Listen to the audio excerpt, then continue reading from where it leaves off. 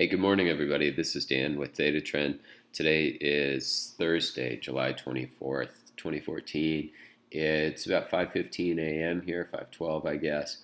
And we're 2 hours or so, 2 hours and 15 minutes before the market opens. What we're going to do this week is take a look at the SPX and talk about the Weekly Theta system. Right now, there isn't a valid trade. So I'll probably be sitting on the sidelines, but I just wanted to go through this real quickly and show you why.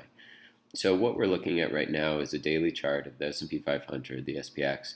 And yesterday we got a push up and a close to new all-time highs. And this is the average true range trailing stop. It's down here at about 1949-ish, let's just call it that, 1949. And the standard deviation offset is in here as well. And it's a little bit difficult to see. It's this pink line. So that pink line, maybe I'll just zoom in here a little bit. That pink line, as you can see, is right here at about 1973. And that's right in the neighborhood of the 10-day moving average, which is the yellow line, and the 20, which is the green. So in order for us to have a valid trade, we need to be inside of this standard deviation offset. Last week we saw that, and then we got an additional push lower, which took out the trades, but we were inside of that when those trades got filled. And this week we're quite a ways above it, and so it seems unlikely to me that we're going to get a pullback down into this area that would allow a trade to be taken or to provide a valid signal for the trade. So let's just drill down on the time frame a little bit. We'll go over here to the 65-minute time frame. So this is last Thursday. And we started out a little bit higher, and price pulled back down below this.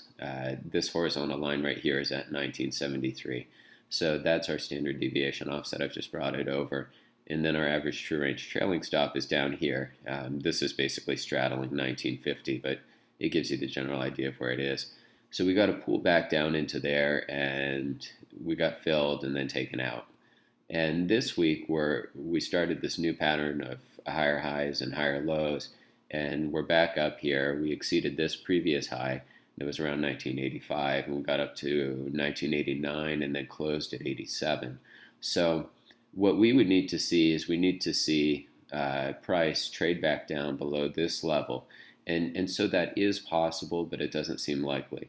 So for the time being, I'm just going to be watching the market this morning.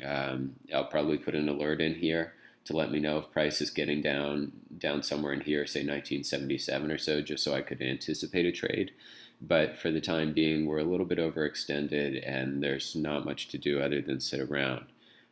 One thing that's worth noting is I'm not a fundamental guy, but we do have this morning jobless claims coming out at 8:30, which is 6:30 a.m. Mountain, and then new home sales at 8 a.m. Mountain time.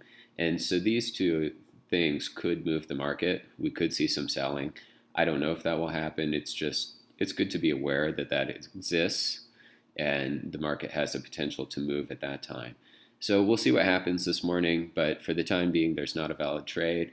Have a great day and a good weekend as well. Thanks for watching.